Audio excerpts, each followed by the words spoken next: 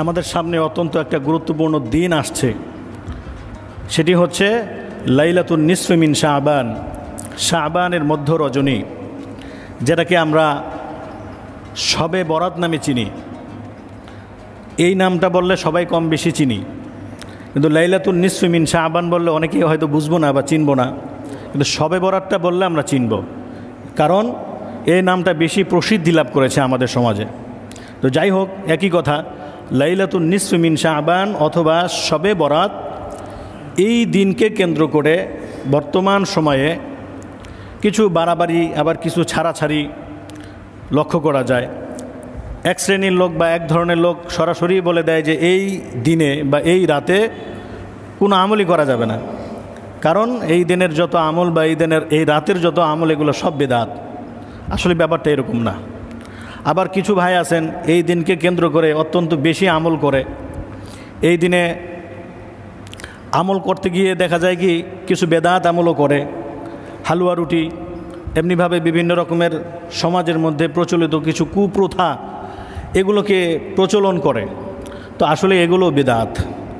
এই বেদাত যারা বলেন আসলে তারা মূলত হয়তো এই দৃষ্টিকোণ থেকেই বলেন, কিন্তু লাইলাতুন নিসফি মিন শাবান বা শবে বরাতের ব্যাপারে আমরা না বেশি বাড়াবাড়ির দিকে যাব না বেশি ছাড়াছাড়ির দিকে যাব, কারণ এই মাসের ব্যাপারে অথবা এই রাতের ব্যাপারে হাদিসের মধ্যে যেই আলোচনাগুলো বা যেই বর্ণনাগুলো পাওয়া যায় সেগুলো হলো যে আল্লাহর রাসূল সাল্লাল্লাহু আলাইহি ওয়াসাল্লাম বলেছেন যে এই মাসে আমি বেশি আমল করি বা বেশি রোজা রাখি। এর দুইটা কারণ।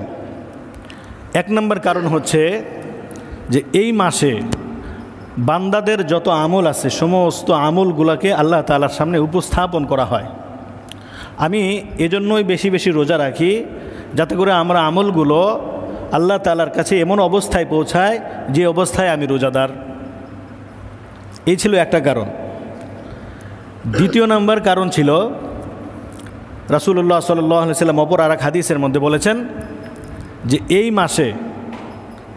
মাসের মধ্যে আল্লাহ সুবহানাহু ওয়া তাআলা আগামী এক বছরের সমস্ত হিসাব নিকাশগুলো ফেরেশতাদের হাতে বুঝিয়ে দেন, যে আগামী একটা বছরে বনি আদম সন্তানের মধ্যে কতজন ইন্তেকাল করবেন এবং কতজন জন্মগ্রহণ করবেন, তাদের রিজিকের ফায়সালা কি হবে, তারা দুনিয়াতে আসার পর কতদিন বাঁচবে, কত সময় বাঁচবে, তারা এখানে আসার পরে কতটুকু পরিমাণ খাদ্য আহার করবে, ইত্যাদি ইত্যাদি। এই সমস্ত কিছু ফেরেশতাদের নিকট বুঝিয়ে দেন। এই জন্য আমি এই মাসে বেশি বেশি আমল করি।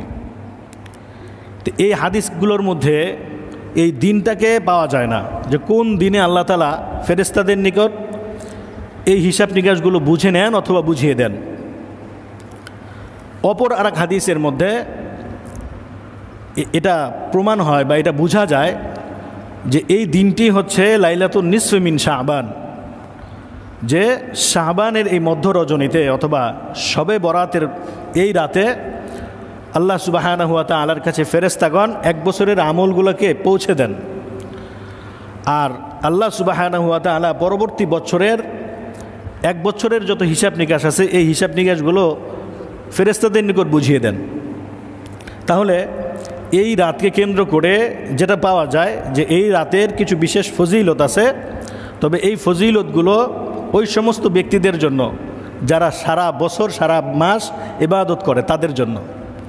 আমাদের সমাজে এক শ্রেণীর লোক দেখা যায় যারা সারা বছর সারা মাসে প্রতিদিনে ফরজ নামাজ এক ওয়াক্তও পড়ে না। আছে না এরকম কিছু?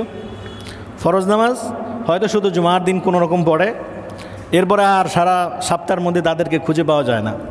কিন্তু শবে বরাত আসলে দেখা যায় যে সে সবার আগে মসজিদের একদম এক নম্বর কাতারে আসে বসা। তো আসলে এটা হলো ওই সমস্ত ব্যক্তিদের জন্য বোনাস যারা সারা বছর ইবাদত করবে তাদের জন্য। কিন্তু যারা সারা বছর ইবাদত করবে না, শুধুমাত্র একদিনের আশায় যদি থাকে যে আমি ওই দিনে নামাজ ইবাদত করে আল্লাহ তাআলার কাছ থেকে ক্ষমা চেয়ে নিব আর আল্লাহ তাআলা আমাকে ক্ষমা করে দিবেন, এরকম আশা রাখাটা বোকামির মতো। এজন্য এই আশা করা যাবে না। আশা দুই রকম থাকতে হবে। একটা হচ্ছে যে আমার ইবাদত যেন কন্টিনিউ হয়, এই সাথে সাথে আমি আল্লাহ তাআলার কাছে আশাবাদী থাকব আল্লাহ তাআলা যেহেতু ওই দিন অগণিত বান্দাদেরকে ক্ষমা করে দেন, আমার আশা থাকবে এরকম যে আল্লাহ তাআলা যেন আমাদেরকেও ওই ক্ষমাপ্রাপ্ত বান্দাদেরও অন্তর্ভুক্ত করে নেন, এইরকম একটা আশা থাকা চাই।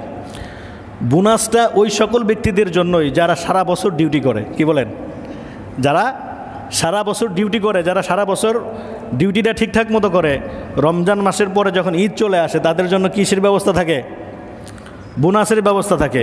আর যে সারা বছরে মাসের মধ্যে একদিন আসে একদিন আসে না, একদিন আসে একদিন আসে না, তার তো চাকরিই থাকে না, বোনাস তো দূরে থাকে। তো এই জন্য শুধুমাত্র ওই দিনকে কেন্দ্র করে ইবাদত করব আর বাকি দিনগুলো ইবাদত থেকে উদাসীন থাকবো, এরকম থাকাটা কিনা কোনো বুদ্ধিমান ব্যক্তির উচিত নয়। এজন্য নামাজ সহ অন্যান্য যত ইবাদতগুলো আছে এই ইবাদতগুলো কন্টিনিউ রাখার চেষ্টা করি। সেই সাথে সাথে মুসল্লি ভাইদের একজনের পক্ষ থেকে একটা আবেদন ছিল এরকম যে এই দিনের রোজা রাখার ব্যাপারে কিছু আলোচনা করবেন। তো এই দিনের রোজা রাখার আসলে বিশেষ তেমন কোনো ফজিলত পাওয়া যায় না।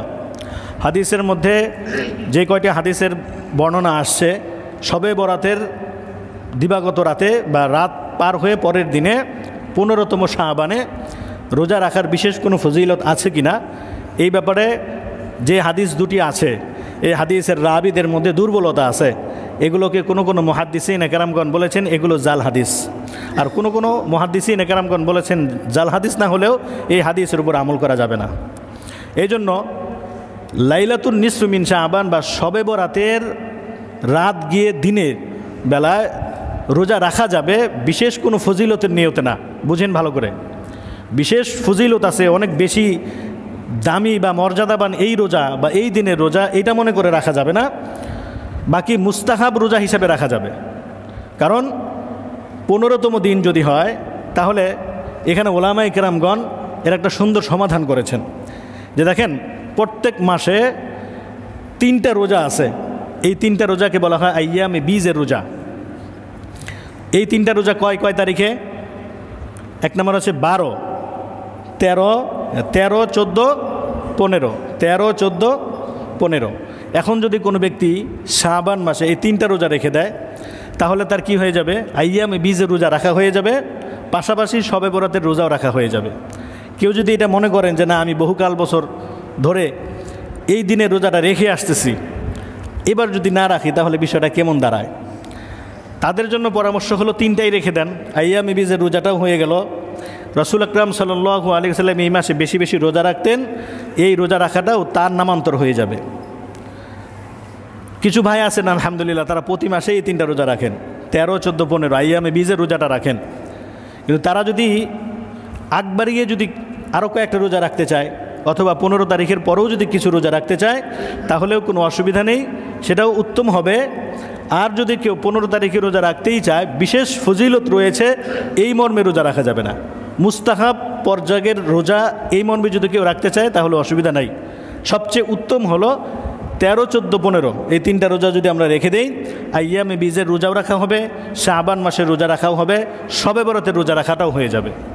এই জন্য আমলের মধ্যে না বেশি বাড়াবাড়ি না বেশি ছাড়াছাড়ি। আবার দেখা যায় কিছু ভাইদেরকে যে শবে বরাত আসলে দল বেঁধে মানে কবরস্থানে কবর জিয়ারতে চলে যায়। আল্লাহ রাসূলের এই ব্যাপারে একটা আমল ছিল, তবে আল্লাহ রাসূল বেশি সাহাবীদেরকে নেন নাই, অল্প কিছু সাহাবীদেরকে নিয়ে শবে বরাতের রাতে কবরস্থানে গিয়ে মুর্দাদের জন্য দোয়া করেছিলেন অল্প সময়ের জন্য। এজন্য অনেক জায়গাতে দেখা যায় যে শবে বরাত আসলে মসজিদ, এমনিভাবে কবরস্থান, বিভিন্ন দরগা খানকা এগুলো লাইটিং করে, বিভিন্ন আলোকসজ্জা করে, এগুলোকে বলা হয় বাড়াবাড়ি। এগুলো করা যাবে না। কবরস্থান সুসজ্জিত করলে যে তার কবরস্থানে যারা শায়িত আছেন তাদের কবরগুলো কি সুসজ্জিত হয় কিনা? কবরস্থানে আমি লাইটিং করলাম, একেবারে খুব জাঁকজমক করে লাইটিং করলাম, এর আলো কি কবরের মাঝখানে গিয়ে পৌঁছায়? কি বলেন? না না, বরঞ্চ কবরস্থান সুসজ্জিত হোক বা না হোক, কবরের ভিতরে একজন মানুষের সাথে আচরণ ওই রকম হবে যেমনটা তার আমল ছিল, যেমনটা তার আমল ছিল। আমল অনুযায়ী তার সাথে তার কবরের ভিতরে ফেরেশতারা আচরণ করবেন। বাহিরে কি করা হলো সেটা দেখার বিষয় না। এজন্য এই সমস্ত আমল থেকে আমরা দূরে থাকবো ইনশাআল্লাহ। আল্লাহ তাআলা সবাইকে তৌফিক দান করুক।